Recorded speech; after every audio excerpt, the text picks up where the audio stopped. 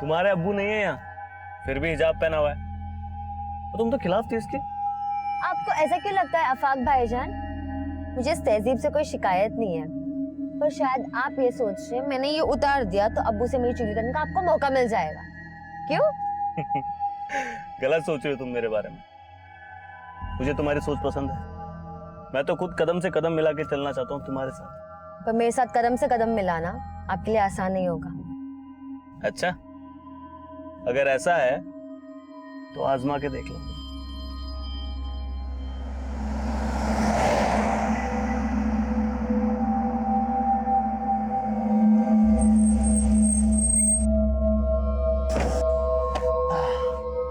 चलिए, अल्लाह हाफिज।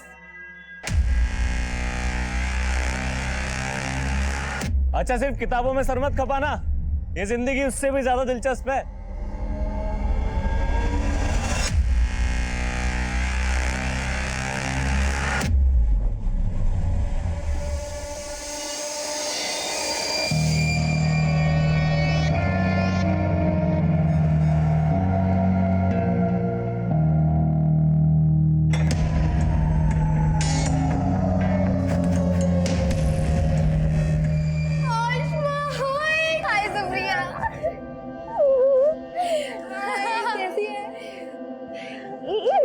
अरे यार, हॉस्टल एकदम खाली खाली लग रहा है। हाँ यार, ज्यादातर लड़कियां आज आई नहीं। अच्छा, और बता, तेरी छुट्टियां कैसी रही?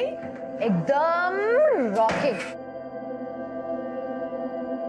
तुम लोग सिगरेट पी रही थी? तो तुझे क्या लगा हम यहाँ पर अगरबत्ती जलाएंगे? Very funny. तुम लोग ना सुधरोगे नहीं।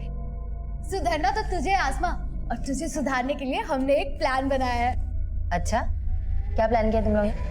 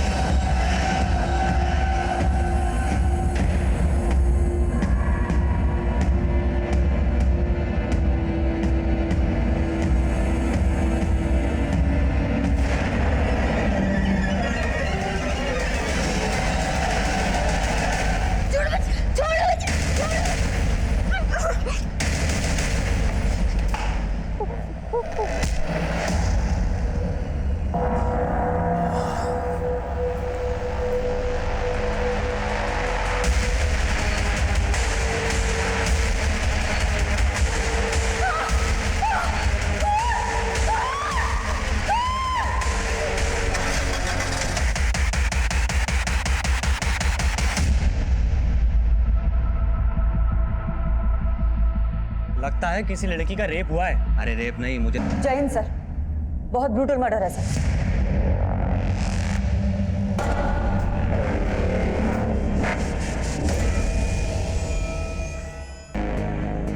सर, इस रूम में आसमा के अलावा 2 लड़कियां और रहती हैं। एक सुप्रिया जो अभी हॉस्टल में है, और दूसरी लड़की दिवाली वेकेशन से अभी तक आई नहीं है वापस।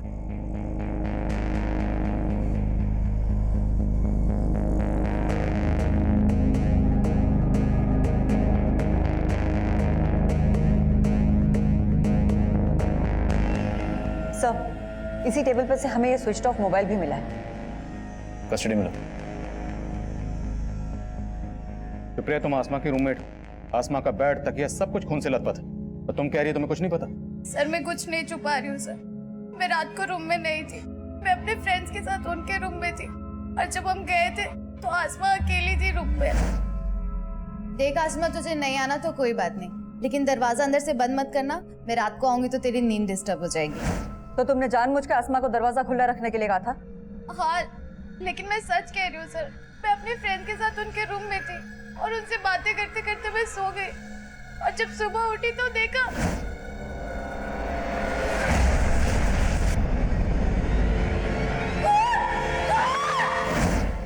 सर, सुप्रिया बिल्कुल सही कह रही है। ये हमारे साथ ही थी पूरा टाइम। लेकिन यहाँ पे इतना सब कुछ हो गया। पहले आसमा पे हमला हुआ, फिर उसकी बॉडी को खींचकर बाथरूम तक ले जाया गया, और तुम लोग कह रहे हो कि तुमने कोई आवाज ही नहीं सुनी। रूम में पंखे की आवाज इतनी तेज थी, हमें सच में नहीं पता चला कि आसमा के साथ इतना सब कुछ हो गया।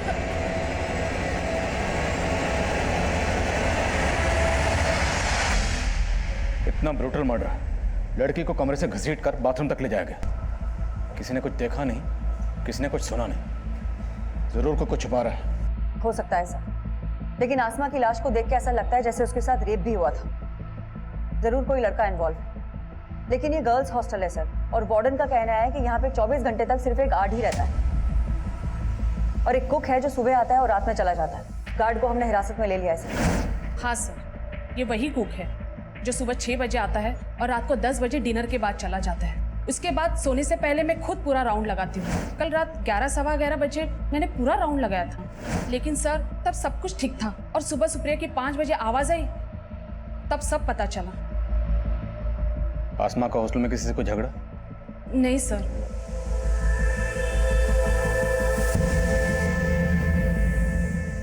कल शाम तक हॉस्टल में कोई भी लड़की नहीं थी सर, तो ये भी हो सकता है कि कोई पहले से ही हॉस्टल में जाके छुप गया हो, और जब कल लड़कियों ने ज्वाइन किया तो ये कांड करके भाग गया। पॉसिबल है। हम ये अज्यूम कर रहे हैं कि आसमा का पहले रेप हुआ फिर कत्ल हुआ। अब सच क्या है ये पोस्टमार्टम रिपोर्ट बताएगी। हॉस्टल का कोना कोना स्कैन करो और सबकी हैंडराइटिंग के सैंपल्स लो।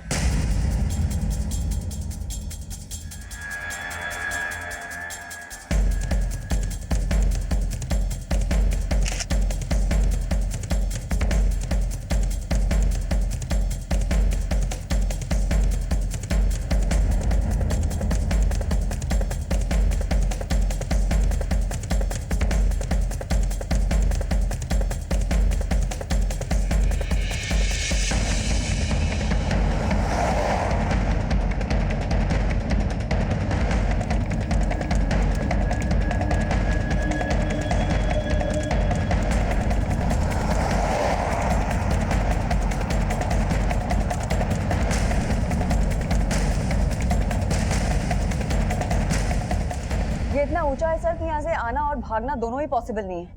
देखो, अगर कुछ सीढ़ियों से आया तो पक्का मेन गेट से एंट्री मारी होगी, मतलब गार्ड झूठ बोल रहा है। पर अगर कोई यहाँ से आया तो फिर ये किसी पेशेवर मुजरिम का काम। सर यहाँ कहीं सीसीटीवी भी नहीं है, तो दोनों ही पॉसिबिलिटीज है। हॉस्टल के आसपास सबसे पता करो, जहाँ भी सीसीटीवी मिले उसे खंगालो, और हॉस्टल में जितने भी लोगों का आना जाना था एक एक की डिटेल निकालो।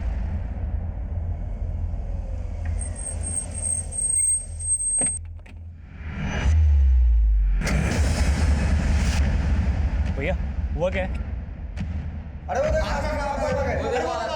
मैडम, आपकी बेटी का रेप करके मर्डर कर दिया गया है, इस बारे में आप क्या कहेंगे? क्या बकवास कर रहे हैं आप? ये बात सही है तुम्हारा? नहीं नहीं नहीं नहीं, कुछ नहीं हुआ है।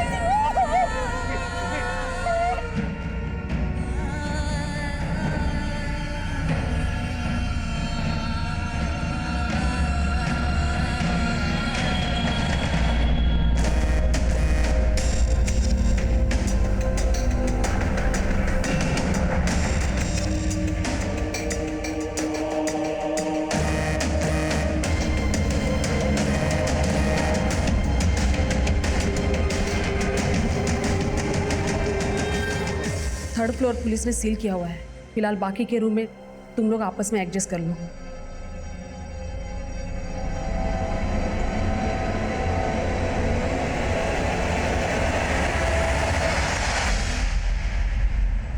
मैं ऐसे कैसे विश्वास कर लूं कि मेरी आसमा? आप बैठिए, बैठ। मुझे कुछ नहीं पता, मुझे एक बार मेरी बेटी को दिखा दीजिए प्लीज, मुझे एक बार मेरी बेटी को देख लेने दीजिए ना मैडम। मैम आप बैठिए सर, प्लीज प्लीज।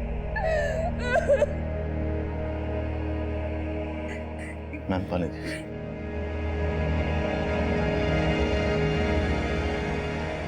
देखिए, आसमा की बॉडी को हमने पोस्टमार्टम के लिए भेजा है। मैं वो सब कुछ नहीं जानती, मुझे बस एक बार मेरी बेटी से मिल लेने दीजिए, एक बार। देखिए, मैं समझ सकता हूँ एक माँ के नाते ये वक्त आपके लिए आसान नहीं है, पर मैं आपको बताना चाहता हूँ कि आसमा की बॉडी की जो हालत है वो देखना आपके लिए और भी मुश्किल होगा। आपके कह देने से मैं मान लूं कि मेरी बच्ची, अरे कल ही तो उसे हंसता खेलता देखा था। अम्मी इतनी मुश्किल से पैक किया था, अपने ऑफिस खोल दिया। अरे ये देख, घर के बने लड्डू हैं, तूने रखना ही भूल गई थी। अब्बू, आप इतने चुप चुप क्यों है? लगता है अभी भी मुझसे नाराज है। बेटा ख्यालात तो तेरी अम्मी से भी नहीं मिलते हमारे, फिर भी निभा लिया ना। तू तो बच्ची है हमारी। वाह फूफा, अस्सलाम वालेकुम फूफी। आज ये आसमां झुक गया या जमीन पे रह के आप भी आसमां छू बैठे? अफाक भाईजान, अफा की तरह जलना तो आपकी फितरत है ना? जब देखो अब्बू और मेरे बीच में आग लगाते रहते हैं। तो कल रात को इसे हॉस्टल ड्रॉप करके आया था और आज सुबह। देखिए, जिस तरह से आसमा को मारा गया काफी दिल दहलाने वाला है। ये जरूर किसी ऐसे शख्स का काम है जिसकी आसमा से गहरी रंजिश रही होगी। तो क्या आसमा ने कभी आप लोगों से इसके खिलाफ कुछ कहा था? नहीं सर, उसने कभी कुछ ऐसा नहीं बताया।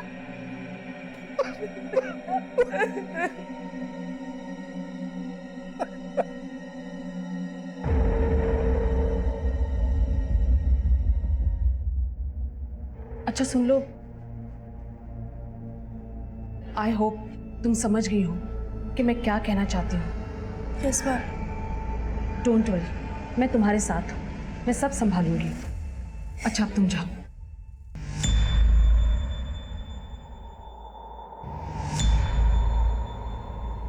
हमने कई लोगों की हैंडराइटिंग ली है सर, लेकिन किसी की भी लिखावट इस लेटर की लिखावट से मैच नहीं करती।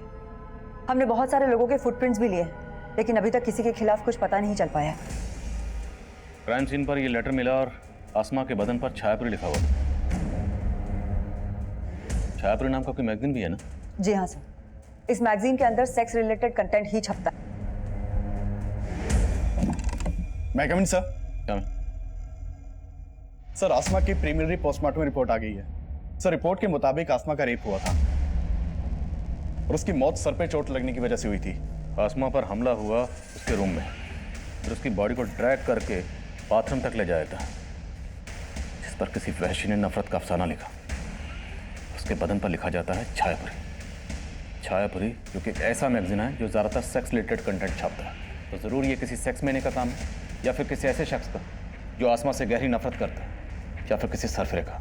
सबकी लिस्टिंग करो और शहर के सभी इंस्टीट्यूट को उठाओ और तोड़ो एक एक को। आसमा रेप और मर्डर केस में जहां हम एक तरफ आसमा की जिंदगी के पन्ने पलट कर देख रहे थे, वहीं दूसरी तरफ हमें इस केस में किसी बाहरी एंगल की पॉसिबिलिटी भी नजर आ रही थी। इसलिए हमने शक की बुनियाद पर कई हिस्ट्री शीटर्स को उठाया।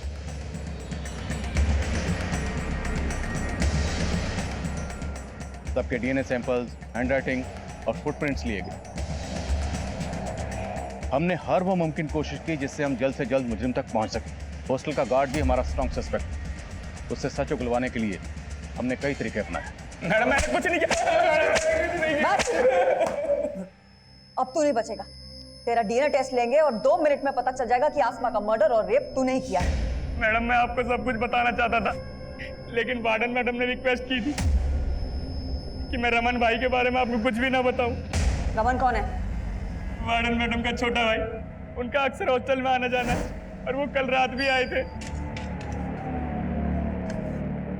उनका हॉस्टल में दीप्ति नाम की एक लड़की से अफेयर है। रहता कहाँ है वो? सर मैं तो सिर्फ दीप्ति से मिलने गया था सर। सर आसमा को तो मैं जानता ही नहीं हूँ, मैं कसम से बोल रहा हूँ सच, मैंने कुछ नहीं किया सर। अगर तुम्हारे भाई रमन ने कुछ नहीं किया तो गार्ड को उसका नाम लेने से मना क्यों किया? मैं डर गई थी मैडम, मैं अपने भाई की हरकतों से परेशान थी, लेकिन मेरा यकीन कीजिए उसने कुछ नहीं किया। आप चाहो तो वो दीप्ति से पूछिए, उसने कुछ नहीं किया। सर मेरा कोई अफेयर नहीं है रमन के साथ। वो मुझे परेशान कर रहा था सर। पहले उसने मुझे प्रपोज किया, मैंने मना किया तो वो मेरे पीछे ही पड़ गया सर। पिछले काफी दिनों से सर वो मुझे हरास कर रहा है।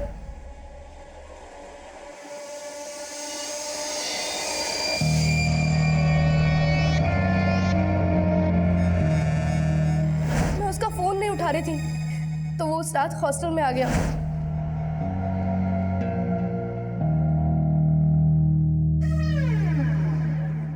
रमन मैंने तुम्हें पहले भी कहा है मेरा पीछा छोड़ दो। ऐसे छोड़ दूं? प्यार करता हूँ ना मैं तुमसे। रमन तुम यहाँ से जाते हो या मैं चिल्लाऊं? मैंने उसको वार्न किया था सर, तो वो वहां से चला गया था। उसके बाद क्या हुआ मुझे नहीं पता सर।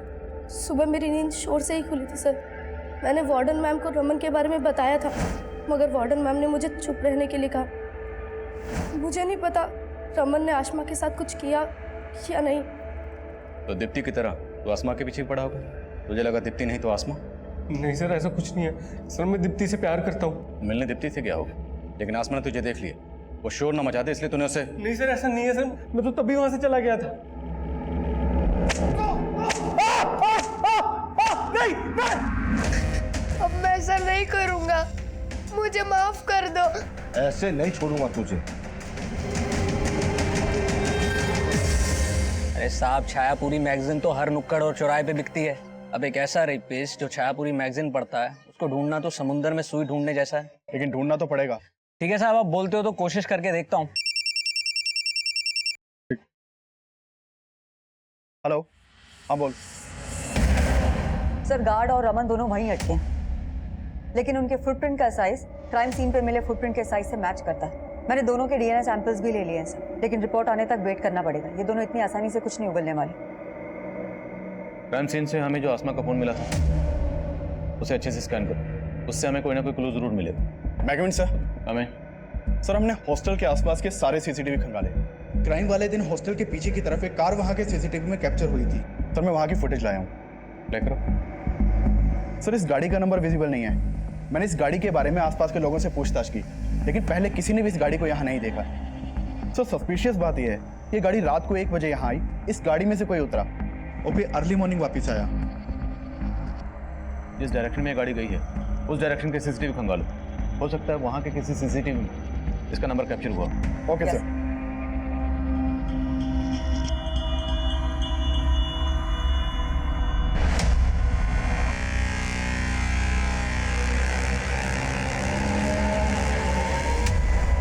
अनुराग, इधर आना। Yes ma'am.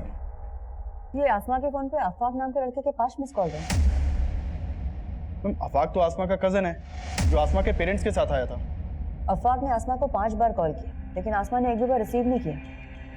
लेकिन बाद में आसमा की अपनी मदर से बात हुई है। ये चक्कर क्या है? आसमा के पेरेंट्स से दोबारा मिलना पड़ेगा।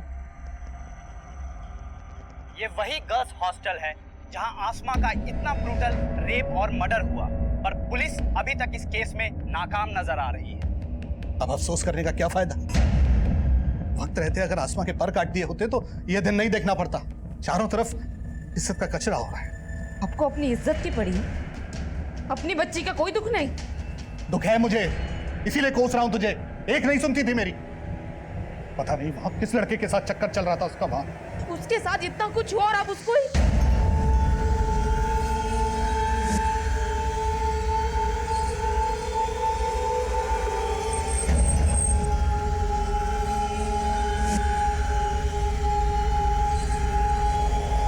कहां जा रही हो तुम? मुझे अपनी बेटी को इंसाफ दिलाना है और आपको ये साबित करना है कि मेरी बेटी गलत नहीं थी। गलत वो था जिसने मेरी बेटी के साथ...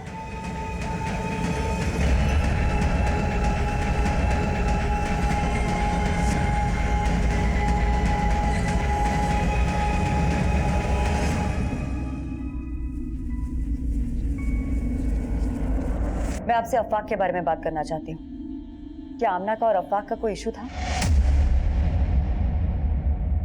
कैसी बातें कर रही हैं मैडम?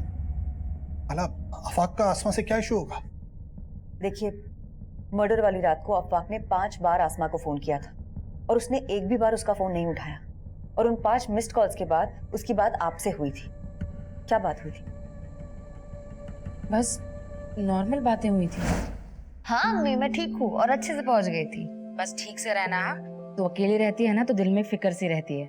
आप मेरी टेंशन मत लो अम्मी। अच्छा, अब्बू से बात करवाओ। अरे तेरे अबू तो बाहर टहलने गए हैं और फोन भी घर पर छोड़ गए।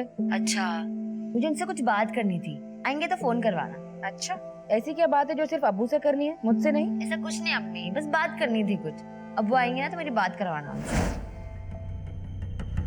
उस दिन मैं जरा देर से टहल कर घर वापस आया।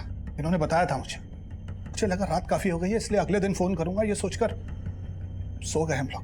लेकिन ऐसी क्या बात होगी जो वो आपसे ही करना चाहती थी? मुझे खुद कुछ समझ में नहीं आ रहा मैडम। देखिए, हमें पता चला है कि आसमा लिबरल थॉट्स की लड़की थी और शायद आपको उसकी इस बात से परेशानी भी थी। तो कहीं कुछ ऐसा तो नहीं कि आप हमसे कुछ छुपा रहे हो? कैसी बातें कर रही है मैडम आप? मैं भला आपसे कुछ क्यों छुपाऊंगा? मैं मानता हूं कि हमारी बेटी आसमा कुछ अलग ख्यालात की थी, लेकिन मैंने हमेशा उसको यही समझाया कि बेटा इस तरीके की बातें सिर्फ बातें करने तक ठीक, कोई महान नहीं बनता इन बातों से, बल्कि दुनिया सबसे पहले दुश्मन ऐसे ही लोगों की बनती है। मैडम अब तो मुझे यकीन हो चला है कि मेरी बेटी ऐसी नफरत का शिकार हुई जिसमें लोग बस्ती की बस्ती जला देते हैं, वो तो फिर भी एक छोटी सी मासूम मेरी प्यारी सी बच्ची थी।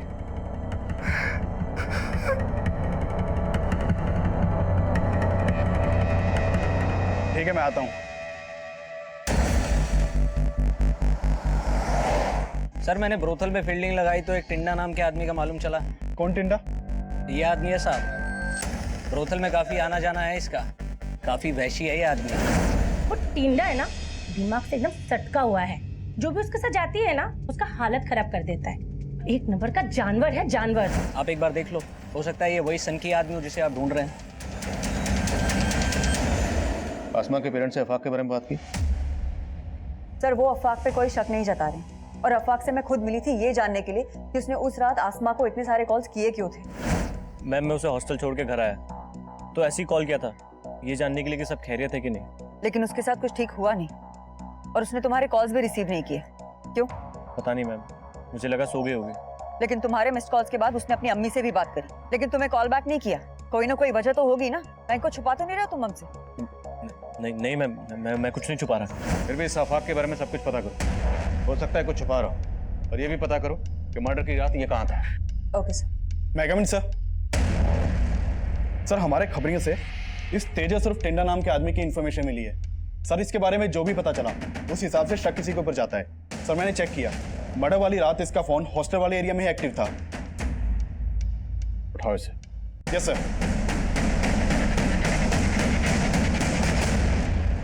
मुझे क्यों लाए साहब? मैंने कुछ नहीं किया। तू क्या कर सकता और क्या नहीं कर सकता सब पता लगा लिया हमने। आसमा के ऊपर बुरी नजर थी ना तेरी? साहब मैं किसी आसमा वासमा को नहीं जानता साहब, और उस रात तो मैं किसी और आइटम के साथ था। किसके साथ था? उमा साहब, प्रोस्टिट्यूट है। मैं मानता हूँ साहब, मैं ऐसा ही हूँ, सिर्फ प्रोस्टिट्यूट्स के साथ ही सोता हूँ। लेकिन साहब आज तक मैंने कभी किसी आम लड़की के ऊपर बुरी नजर नहीं डाली साहब। टिंडा के पैर के साइज क्राइम सीन पर मिले फुटप्रिंट के साइज से मैच कर रहे हैं। लेकिन सर, ये टिंडा बहुत मोटी चमड़ी का है, बहुत तोड़ा लेकिन फिर भी कुछ नहीं उगला। इस टिंडा का भी डीएनए और हैंडराइटिंग सैंपल लो। सर। सर, आज सुबह संत नगर पुलिस ने विक्रमपुर एरिया से एक अज्ञात गाड़ी जब्त की है। ये देखिए सर, ये विनय नाम के एक आदमी की गाड़ी है जो संत नगर में रहता है। सर, उसने अपनी गाड़ी चोरी होने की कंप्लेन लिखवाई थी और सर ये गाड़ी उसी शाम चोरी हुई है जिस रात आसमा का मर्डर हुआ है, और इस गाड़ी का कलर उस कार के कलर से मैच करता है जो गर्ल्स हॉस्टल के बैक साइड में देखी गई थी। ये गाड़ी चुराई गई संतनगर से, जो उस हॉस्टल से 7-8 किलोमीटर की दूरी पर है। तो कोई इतनी कम दूरी तय करके कार चुराने के बाद मर्डर करने क्यों आएगा? मेरा मतलब है चोरी की हुई कारें ज़्यादातर लूट और रॉबरी में इस्तेमाल होती या फिर लाश डंप करने के लिए, लेकिन यहाँ तो रात भर लाश भी उस हॉस्टल में थी और अगली सुबह तक ये कार भी वहीं थी। और अगर ये कत्ल इसी कार चुराने वाले ने किया है तो ये इतनी देर वहाँ क्यों रुकेगा? लेकिन सर, हम किलर को सरफिरा भी तो समझ रहे हैं। हो सकता है ये चोर वही हो जिसे हम ढूंढ रहे हैं। ठीक है, संतनगर पुलिस के टच में रहो और पता करो कि कार चुराने वाला कौन हो सकता है, और हॉस्टल एरिया का डंप डाटा स्टडी करो, हो सकता है वहाँ से कोई सस्पिशियस नंबर सामने आए। यस। आपने अफाक को आसमा के साथ हॉस्टल क्यों भेजा था? अभी अचानक तुमने अजीब सा सवाल क्यों पूछा? सवाल तो ये है कि आसमा आपसे क्या बात करना चाहती थी जो उसने मुझे नहीं बताई, या आपने अफाक को कुछ बोला जो मुझे नहीं बताया?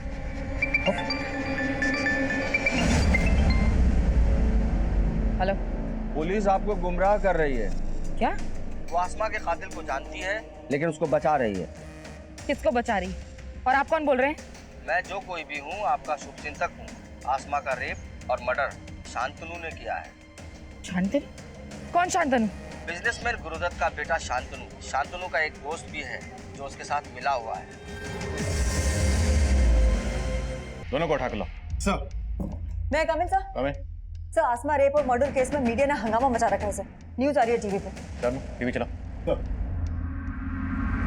हम पहले पुलिस पर भरोसा कर रहे थे, लेकिन अब हमारा भरोसा उन पर से उठ। लेकिन आपका पुलिस पर से भरोसा क्यों उठ गया?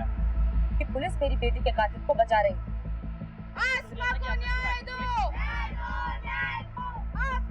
Come on. सब चलो। आसमा को न्याय दो, न्याय दो, न्याय दो। आसमा को न्याय दो, न्याय दो, न्याय दो। We want justice, we want justice। आसमा को न्याय दो, न्याय दो, न्याय दो। We want justice, we want justice। आपको कोई गलतफहमी हुई है? कोई गलतफहमी नहीं हुई है मैडम। लेकिन आपको क्यों ऐसा लग रहा है कि हम किसी को बचा रहे हैं? आखिर वजह क्या है? आसमा का रेप और मर्डर शांतनु ने किया है। शांतनु? कौन शांतनु? आप उस बिजनेसमैन के बेटे शांतनु को बचा रहे हैं। शांतनु? मैम, इस शांतनु अनिरुद्ध का दोस्त है, जिसका नंबर हमें सुप्रिया के कॉल रिकॉर्ड से मिला था। वो मर्डर वाली रात शांतनु का नंबर भी हॉस्टल वाले एरिया में ही बंद था। लेकिन उस पीसीओ से फिरोजा को किसने फोन किया था, ये हमारे लिए जानना बहुत जरूरी है। एक काम करो, अनिरुद्ध, शांतनु और सुप्रिया, इन तीनों को लेकर आओ और पीसीओ पे भी जाके आओ। Okay ma'am. तो अनिरुद्ध और शांतनु, तुम लोग उस रात हॉस्टल गए थे या नहीं? हाँ सर, ये दोनों गर्ल्स हॉस्टल में आए थे, लेकिन सर ये लोग मुझसे और मेरी फ्रेंड से मिलने आए थे।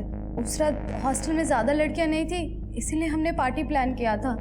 मैंने आसमा को भी इनवाइट किया था सर। व्हाट? तू उन लोगों को यहाँ बुला रही है? पागल हो गई सुप्रिया? किसको पता चला ना तुझे यहाँ से निकाल देंगे। लेकिन उसने आने से मना कर दिया, फिर हम लोग दूसरे रूम में पार्टी कर रहे थे। तुम्हारे हॉस्टल में मेल्स के आने पर पाबंदी है, है या नहीं? तो तुम लोग हॉस्टल में कैसे घुसे, वो भी इतनी रात को?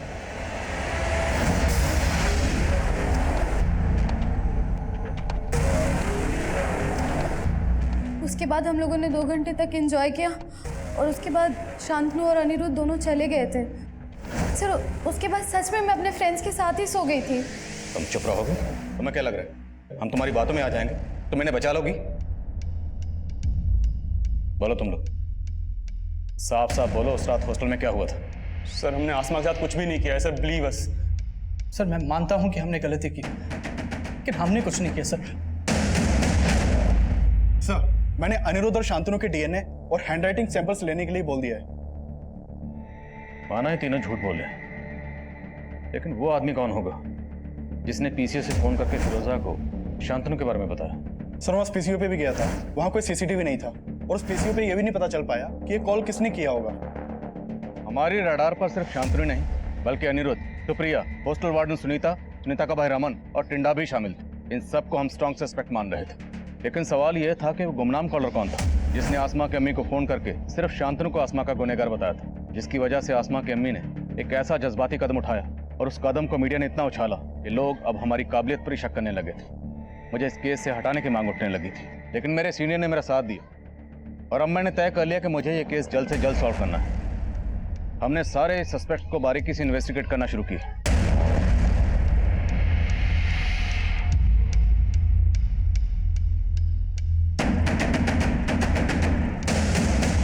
अफवाक के बारे में कुछ बातें मालूम चली हैं सर।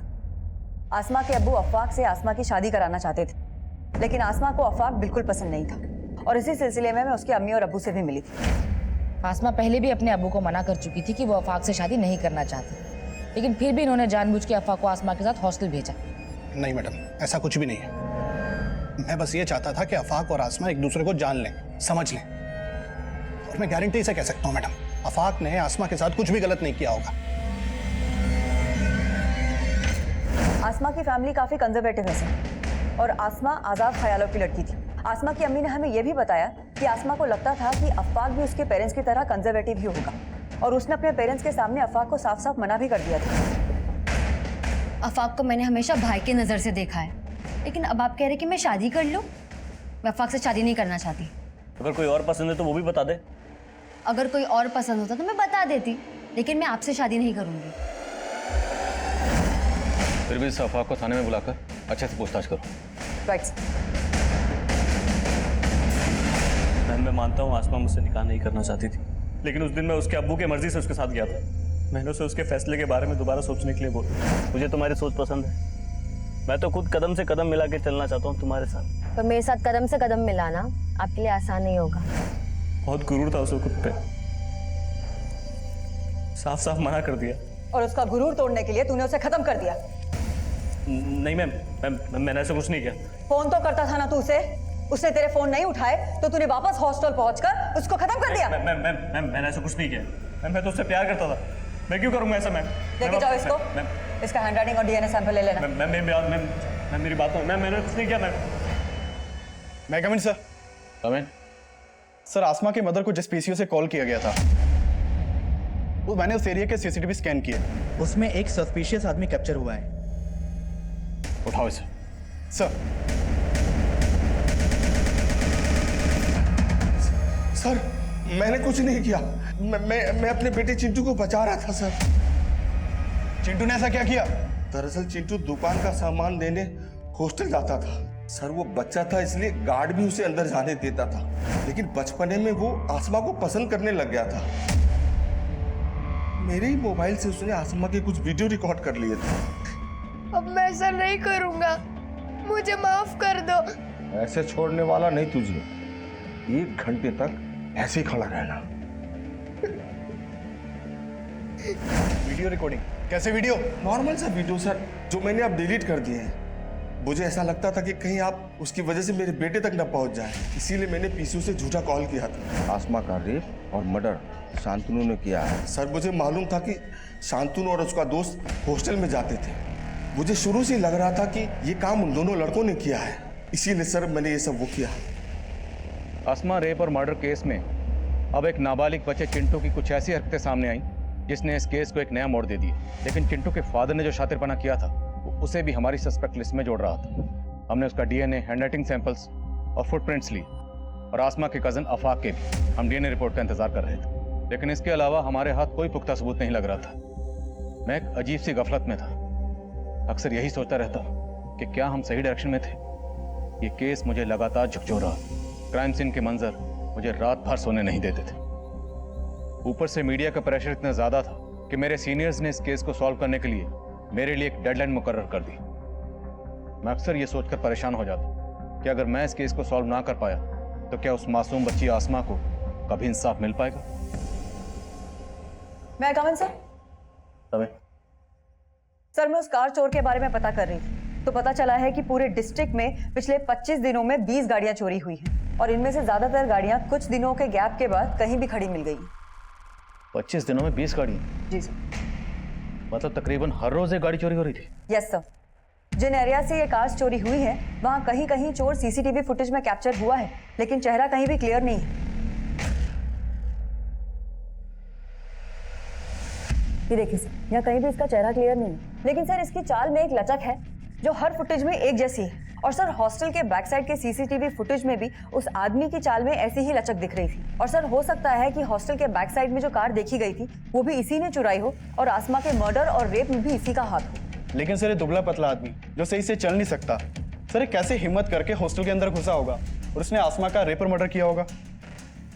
हो सकता है ये वो ना हो जिसकी तलाश हमें, लेकिन फिर भी कंफर्म करना जरूरी है कि उस रात ये गाड़ी यही वहां लेकर आया था। हॉस्टल के आसपास सब जगह पता करो, क्या उस रात कोई ऐसा आदमी देखा गया था जो इसकी तरह लगना कर चल रहा था?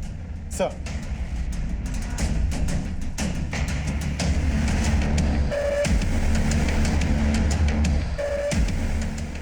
सर उस दिन सुबह 6 बजे एक आदमी आया था जो लंगड़ा के चलता था। उसके पास एक कार भी थी। उसने मेरे यहाँ बैठकर कई कप चाय भी पी थी। अच्छा, उस आदमी का स्केच बना सकते हो? जी साहब, बनवा सकता हूँ। मैम, चाय वाले ने जिस आदमी के बारे में बताया था उसका स्केच है। पता करो उसका कोई क्रिमिनल रिकॉर्ड है क्या, और इस स्केच को हर जगह सर्कुलेट करो। हो सकता है इसके जानने वाला कोई मिले। Okay ma'am.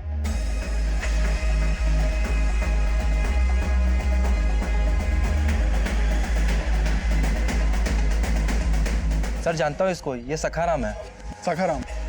कहाँ रहता है ये? सर घर तो मालूम नहीं है, लेकिन आगे ये गैरेज है, वहाँ मैकेनिक का काम करता है।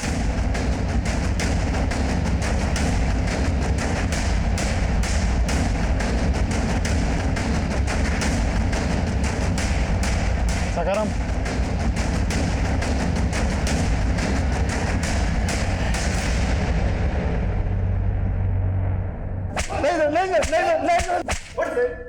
नहीं साहब, मैं मानता हूँ कि मैं गाड़ी चुराता हूँ, लेकिन सर मैंने किसी लड़के के साथ कुछ नहीं किया। तुमने जो कार चुराई थी ना, वो उसी हॉस्टल के पास खड़ी हुई मिली है। सर वो तो मैं कहीं भी खड़ी कर देता था। सर दरअसल मेरे घर में एसी नहीं है और मुझे गर्मी बर्दाश्त नहीं होती है सर। सर मैं गाड़ी चुराता हूँ और कहीं ले जाके उसका एसी ऑन करके सो जाता हूँ और अगले दिन कहीं भी गाड़ी छोड़ देता हूँ सर। इसकी गर्मी दूर करो, खिलाओ इसको ठंडी ठंडी हवा। सर नहीं। इसका भी डीएनए और हैंडराइटिंग सैंपल्स लो। सर अब पुलिस ने आसमा रेप और मर्डर केस में एक ऐसे आदमी को गिरफ्तार किया है जो ठीक से चल भी नहीं सकता, और पुलिस सोच रही है ऐसा आदमी हॉस्टल की तीसरी मंजिल की खिड़की तक चढ़ा और आसमा के साथ रेप और मर्डर किया।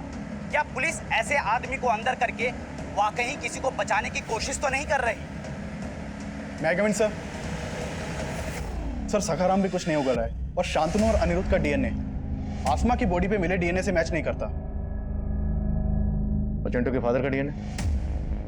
सर उसकी डीएनए की रिपोर्ट आने वाली है। मैंने सखाराम के बारे में पता किया सर।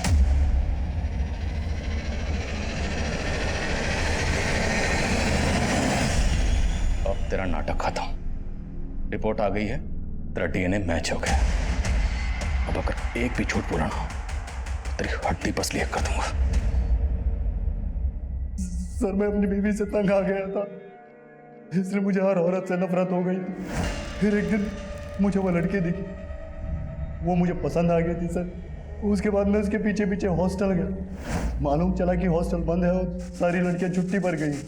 जब छुट्टियां खत्म हुई तो उसके बाद मैं उस रात वहाँ पहुँचा।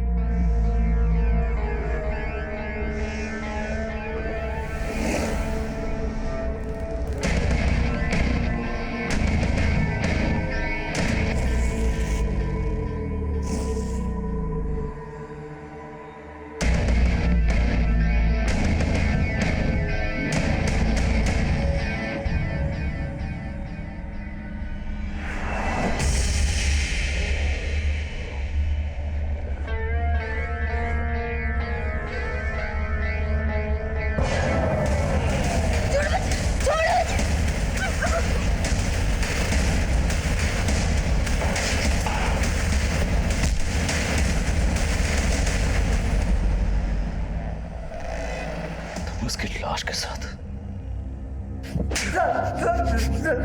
लाश के साथ बॉडी पर छायापुर लिखा क्यों?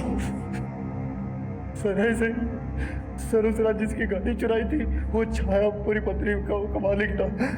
मुझे नाम पसंद आया इसलिए लिख दिया, और सर जो कुछ मेरे दिल में था वो मैं लेटर पे लिखा और चला गया।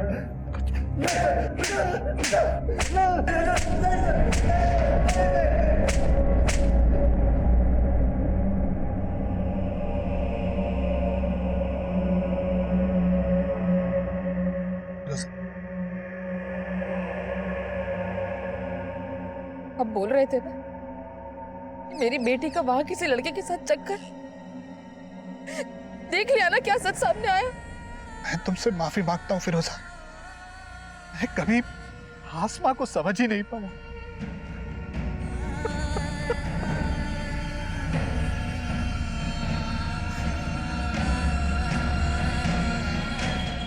आसमा रेप और मर्डर केस का main accused Sakharam physically disabled था, इसलिए मीडिया उसकी इस कमजोरी का वास्ता देकर उसके बचाव की बातें कर रही थी। लेकिन जब सच्चाई सामने आई, उसने सबको हैरान करके रख दिया। सखाराम ने ना सिर्फ आसमा का कत्ल किया, बल्कि वो घायल आसमा को 100 मीटर तक घसीट कर ले गया, उसके साथ दरिंदगी करता रहा। लेकिन हॉस्टल में मौजूद किसी ने कोई आवाज़ नहीं सुनी, किसी ने कुछ नहीं देखा, कुछ नहीं सुना। जबकि उस रात हॉस्टल में सखाराम के अलावा वार्डन सुनीता का भाई रमन और सुप्रिया के दोस्त अनिरुद्ध और शांतनु भी मौजूद थे, जो गलत तरीके से हॉस्टल में दाखिल हुए थे। जिससे साबित होता है कि आसमा एक ऐसे प्रमाइसिस में रह रही थी जहाँ पर सिक्योरिटी ताक पर थी। इसलिए उस रात आसमा के साथ जो भी हो, उसमें हॉस्टल के स्टाफ के साथ साथ बाकी लोग भी जिम्मेदार हैं। आज इंटरनेशनल वुमेन्स डे पर आसमा की कहानी आप सभी को बताकर मेरा मकसद ये बताना है कि आसमा की मौत से सिर्फ उसके परिवार को गहरा नुकसान नहीं हुआ, बल्कि ये नुकसान हमारे पूरे समाज का नुकसान, क्योंकि हमने आसमा को खोकर एक ऐसी टैलेंटेड और सेंसिटिव शख्सियत को खोया है जो अपनी सोच से एक प्रगतिशील समाज के निर्माण का मादा रखती थी। उम्मीद है आसमा की कहानी हम सबको एक सबक देगी, जिससे हम अपने मुल्क की बेटियों को एक महफूज और बेहतर समाज दे पाएं। अब मैं आदिल खान आपसे इजाज़त लेता हूं। आपसे फिर मुलाकात होगी एक और नए केस के साथ। तब तक देखते रहिए क्राइम पेट्रोल 10 तक। मकसद बताना नहीं,